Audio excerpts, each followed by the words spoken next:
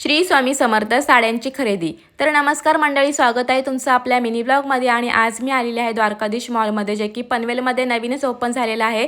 तर म्हटलं इथे जाऊन आज साड्या बघायच्या। तर आतमध्ये एंटर केला आणि स्वामी समर्थांची मूर्त होती आणि मन खूप प्रसन्न वाटलं। बाजूला सगळ्या प्रकारचे देव होते आणि छत्रपती शिवाजी महाराजांची पण मूर्त होती। इथे आशीर्वाद घेतला आम्ही आणि खूप प्रसन्न वाटलं इथे। आणि श्रीयांत सारखा जायचा तिथे बाप्पा करायला।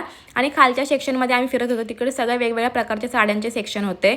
मग आम्ही आतमध्ये गेलो आणि इथे होता हा घागरांचा सेक्शन, जे की खूप छान छान घागरे होते, पण आम्हाला काही घ्यायचे नव्हते। त्याच्यामुळे आम्ही फर्स्ट फ्लोअरला आलोत आणि इकडे साड्या बघतोय।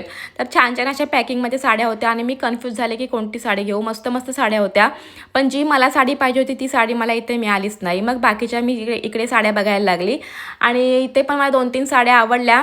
पण प्रॉब्लेम असा होता की ज्या साड्या मला आवडल्या त्यातला कलर नव्हता माझ्या चॉईसचा आणि माझ्याकडे ते ऑलरेडी कलर होते। तरीसुद्धा मी इथे 2-3 साड्या वेअर करून बघितल्या, मला छान साड्या वाटल्या, पण कलरमुळे मला असं होतं की साडी घेऊ की नको। पण शेवट मी इथल्या साडी नाहीच घेतली।